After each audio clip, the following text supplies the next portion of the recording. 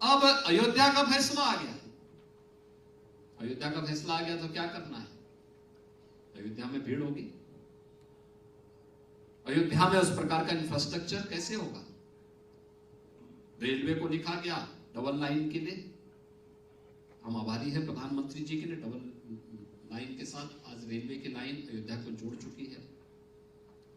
अयोध्या की सड़कों का, अयोध्या में सिंगल लेन की सड़क नहीं थी, कैसे होगा? मुख्य मार्ग नए घाट से लेकर के और फैजाबाद कस्बे तक कैसे बनेगी? 16 किलोमीटर की सड़क। जन्मभूमि का मार्ग था ही नहीं, हनुमानगढ़ी का मार्ग संकरासा मार्ग था। हाईवे से अयोध्या को जोड़ने के लिए नए घाट का मार्ग, हाईवे से टेढ़ी बाजार वाला मार्ग, कैसे ये सब मार्ग होंगे? क्योंकि घनी आबादी है, जर्जर मकान है, कोई मकान छोड़ना नहीं चाहता है, क्योंकि हमने तो बसाया नहीं था, तो अपने खानदानी बसे चले आ रहे थे। प्लानिंग की गई, संवाद बनाया गया। मैं बार बार बुलाता था संतों के डेलीगेशन को अलग, यहां पे अयोध्या में व्यापारियों के डेलीगेशन को भी, लखनऊ में भी, अयोध्या में भी, सामान्य नागरिकों के साथ, जनप्रतिनिधियों के साथ, हर एक तबके के साथ। और आज 4 लेन और 6 लेन की कनेक्टिविटी अयोध्या को प्राप्त हो चुकी है। लखनऊ से अयोध्या, गोरखपुर से अयोध्या, प्रयागराज से अयोध्या, वाराणसी से अयोध्या। अयोध्या के अंदर भी 4 लेन और 6 लेन की कनेक्टिविटी, नए घाट से आज आपको राम जन्मभूमि होते हुए फैजाबाद कस्बे तक और लखनऊ अयोध्या हाईवे तक 4 लेन की कनेक्टिविटी आपको मिलेगी। आज आप इस रामपथ, इसका नाम हमने दिया रामपथ, अयोध्या को हाईवे के साथ जोड़ने वाला एक मुख्य मार्ग है धर्मपथ, जो फोटो में चमक रहा है, जिसमें आपको सूर्य स्तंभ दिखाई दे रहे हैं, यही धर्मपथ है। अयोध्या में रामपथ से राम जन्मभूमि, हनुमानगढ़ी होते हुए जो पहले मार्ग जाता था राम जन्मभूमि के लिए, इस मार्ग का चौड़ीकरण हो, इसका हमने नाम दिया हनुमानगढ़ी है भक्ति पथ।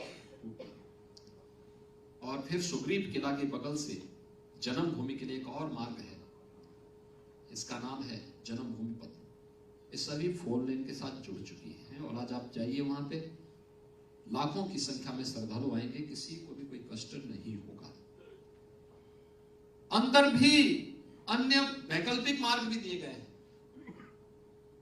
अयोध्या के चारों ओर सुंदरीकरण के लिए जितने प्रयास हो सकते हैं वो सब किए जा रहे हैं। पार्किंग की व्यवस्था दी जा रही है और इनमें जितने भी नागरिक वहां से, जितने भी व्यवसायी या अन्य नागरिक वहां से, अयोध्या से या इन मार्गों से अगर किसी की दुकान या किसी का मकान उसकी चपेट में आए तो उसको प्रॉपर कंपनसेशन मिले, यह उपलब्ध कराया जा चुका है। जिन्हें दुकान चाहिए FAR में छूट महायोजना में दे करके उन्हें दुकान बनाने की सुविधा दी गई, जो वहां नहीं चाहता था तो उसके लिए मल्टी लेवल पार्किंग 6 स्थानों में बनाया गया और मल्टी लेवल पार्किंग में कार पार्किंग की व्यवस्था भी दी गई है। तो साथ साथ वहां पर एक और व्यवस्था दी गई है, वह दी गई है कॉमर्शियल स्पेस, जिसमें इन दुकान वालों को वहां पे हम व्यवस्थित पुनर्वास कर सके। वहां पे हमने पार्किंग का स्पेस भी दिया है, कॉमर्शियल स्पेस भी दिया है, आने वाले श्रद्धालुओं के लिए डोमेट्री भी दी है और साथ साथ भोजनालय की व्यवस्था भी दी है।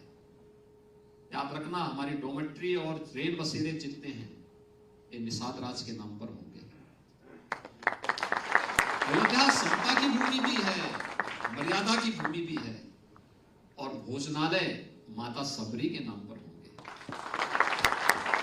ये हमारे लिए वोट बैंक का मुद्दा नहीं है और वो राम के प्रति आस्था व्यक्त करने का एक माध्यम भी है, क्योंकि प्रभु को अगर सम्मान देना है तो बजरंगबली को भी सम्मान देना होगा, निषाद राज को भी सम्मान देना होगा, माता सबरी को भी सम्मान देना होगा और समाज के उस हर तबके को अपने गले से लगाना पड़ेगा जिन्होंने उस कालखंड में प्रभु का साथ देकर के राम राज्य की स्थापना की।